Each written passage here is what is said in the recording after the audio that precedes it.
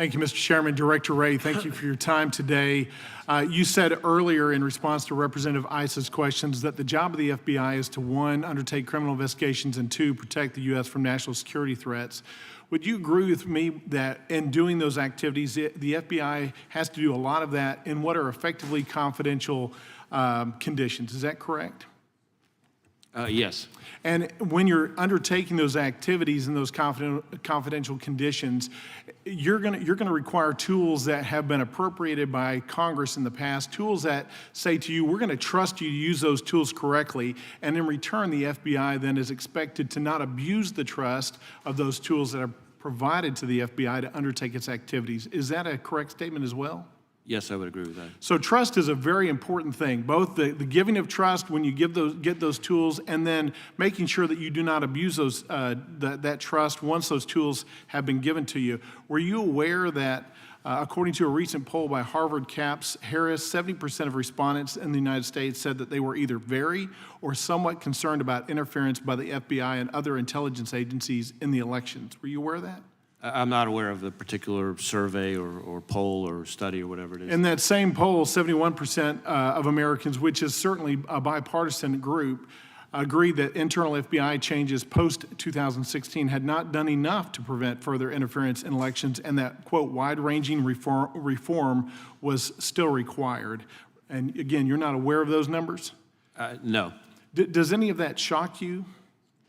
You know, I don't spend a lot of time as FBI director worrying about polls. What I do look at is whether people want to work with us, whether people want to work for us. And on both of those metrics, we're actually going up quite significantly. In fact, in your home state of Texas, we've got a 93% increase in the number of Texans applying to work for the FBI since I've been in this job. And in fact, it's the highest. Texas has more people applying to work for the FBI than any other state in the union. Even if you do not watch polls, certainly you appreciate the fact that you want the trust of the American people. Would you agree with that? Absolutely. All right. Does it bother you that so many Americans do not trust the FBI presently? Well, again, I don't spend a lot of time worrying about polls. I do care about what I hear from asking American about the people trust. otherwise. But it bothers me anytime any American has lost trust in the FBI. Of course that concerns me. Earlier, you're talking to Representative Hageman, and you said where we can take action where possible to remove them from the chain of command, and then you ended your time, you got cut off because we had to get some votes. You were going to say something further on that. Do you have any plans to remove anybody from the chain of command or go through a process to determine who should be removed from the chain of command? Well, I have already removed any number of people from at different stages of my tenure from the chain of command. I have also referred people to our disciplinary arm, which has resulted in some cases in termination. Do you have any plans to do any more of that? If somebody has violated a rule, absolutely. When we talk about a good faith basis for trust of Americans, both Republicans and Democrats, does it bother you that these illegal FISA queries have continued even with efforts of the FBI to try to reduce them, that we now have somewhere between a couple 100,000 and at least 1 million of illegal FISA inquiries? Well, there are two things going on there. One, I think your numbers of what are actually illegal are off. But second, and more importantly to me, all of the changes that we have put in place to address compliance failures that I consider unacceptable have pointed to the effectiveness of the reforms that we've put in place. So that I'm talking about. What number of illegal FISA queries would you put on the table as those that you know of? Well, here's what I can tell you. The most recent FISA court opinion found, I think it's a like 98% compliance rate. The most recent DOJ audit found a 99 or 98% compliance rate. Is that acceptable to you? Is that 1% or 2%? We strive for 100%.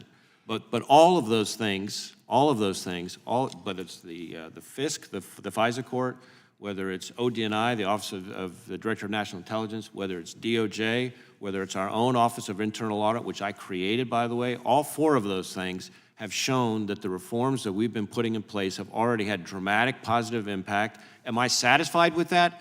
No. Has anybody been fired or removed as a result of their inappropriate use of FISA?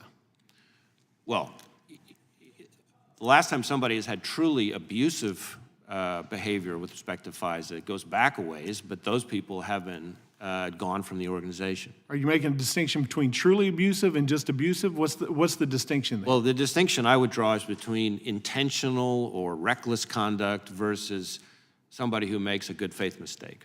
To me, a good faith mistake is still a compliance violation, and still somebody needs to be counseled and trained and coached and taught to do it right, but that's different from somebody who intentionally or recklessly breaks the rules. Director Wray, I'm going to go back where I started, and that is with trust. We trust you when we give the FBI tools. We trust that those tools would not be abused. I think in the last 6 years, certainly we've seen a number of abuses of the tools given, and I think as a result of that, you're going to see a curtailment of some of the tools that are provided to the FBI. That's not a choice that we're in a position that we want to make, but we have to make as a result of the abuses of the trust of the American people. Thank you for your time today. Gentleman yields back. Director, I have just a couple extra questions, but in fairness to the minority, I'll recognize Mr. Johnson, so he'll go for a few questions. I'll have a few, and then we appreciate you being here for this length of time, and then we'll be able to adjourn the hearing. But the gentleman from Georgia is recognized.